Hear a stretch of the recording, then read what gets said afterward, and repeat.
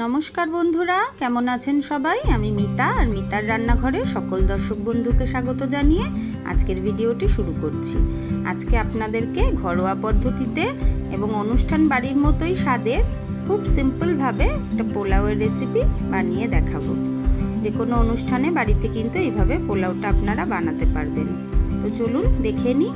প্রথমেই আমি একটা কাপ মেপে 2 কাপ গোবিন্দভোগ চাল নিয়ে খুব ভালো করে চালটা 3 থেকে 4 বার ধুয়ে জল দিয়ে ভিজিয়ে আধ ঘন্টার জন্য রেখে দিয়েছি। আধ ঘন্টা পরে ফিরে এসেছি, চাল ভিজে গেছে। এবার আমি একটা ঝুড়ি নিয়েছি আর নিয়েছি একটা পরিষ্কার সুতির কাপড়। শুকনো নিতে হবে কাপড়টা। সেই শুকনো কাপড়ের মধ্যে আমি এবার চালের জল ভালো করে ঝরিয়ে নিয়ে চালটা নিয়ে নিয়েছি আর একটা পাত্রের উপরে বসিয়ে আমি এক্সট্রা জলটা ঝরিয়ে নেব আর চালটা মেলে দেব কাপড়ে ভালো করে, যাতে চালের জল ঝরে যায় আর চালটাও ভালো করে শুকিয়ে যায়। এরপরে আমি ঝুড়ি আর গামলা দুটোই সরিয়ে দিয়ে কাপড়টা মেলে দিয়ে খুব ভালো করে চালটা একদম ছড়িয়ে ছড়িয়ে দিয়ে চাল শুকনো চাল যেমন থাকে ঠিক তেমনভাবে ঝরঝরে করে শুকনো করে নেব। চালটা কিন্তু আমি আধ ঘন্টায় ভিজিয়েছি, আধ ঘন্টার বেশি ভেজানো যাবে না। এবার আমি দেখুন চালটা শুকিয়ে একদম ঝরঝরে করে নিয়েছি আর নিয়ে নিয়েছি একটা পাত্র। এবার দেখুন চালটা আমি তুলছি, একদম ঝরঝরে সুন্দর চাল উঠে আসছে।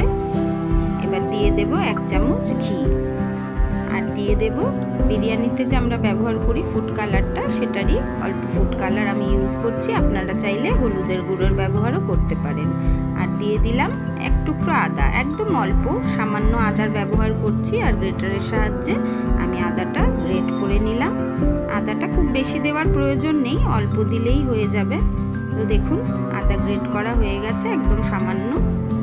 আর এবারে আমি খুব ভালো করে চালের সাথে মিক্স করে নেব সব মশলাগুলো, খুব ভালো করে মিশিয়ে নিতে হবে। দেখুন এখনই চালে কিন্তু বাসন্তী রং ধরে গেছে, পোলাও কিন্তু এখনো রান্না হয়নি। চলুন এবার একটা কড়া গরম করে নিয়ে দিয়ে দিলাম 1 টেবিল চামচ ঘি আর দিয়ে দিচ্ছি গোটা গরম মশলা। এখানে আমি এলাচ, দারচিনি, লবঙ্গ আর কয়েকটা তেজপাতা ফোড়নে দিয়ে দিলাম। এইবার দেব আমি কাজু বাদাম। কাজু বাদামটা দিয়েই সঙ্গে সঙ্গেই তার উপরে আমি চালটা দিয়ে দিচ্ছি, বেশি ভাজলে কাজু বাদাম পুড়ে যাবে। এবার চাল আর কাজু বাদাম একসাথে আমি হাই ফ্লেমে ভেজে নেব। দেখবেন চালটা থেকে ভাজার সময় যখন পটপট করে শব্দ আসবে তখন ভাববেন চালটা ভাজা হয়ে গেছে।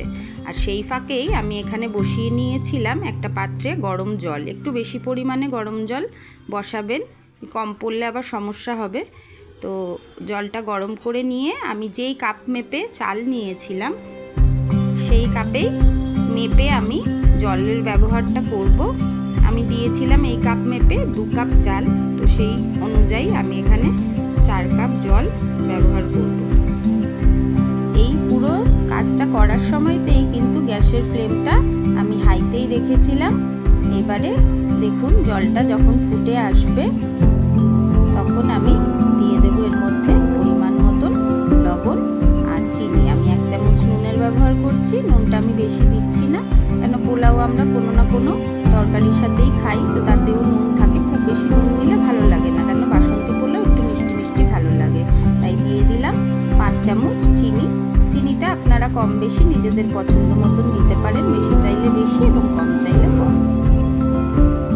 এবার প্রথমে 5 মিনিট হাই ফ্লেমে আর তারপরে 5 মিনিট মিডিয়াম ফ্লেমে আমি রান্নাটা করে নেব এবং সবার শেষে আমি গ্যাসটা একদম সিম করে দিয়ে ঢাকনা চাপা দিয়ে দেব। দেখুন এই পর্যায়ে যখন আসবে সেই সময় আমি ঢাকনা চাপা দিয়ে দেব।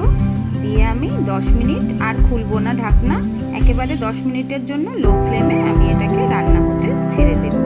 দেখুন 10 মিনিট পরে ফিরে এসেছি, একটু নাড়াচাড়া করে নিচ্ছি উপর থেকে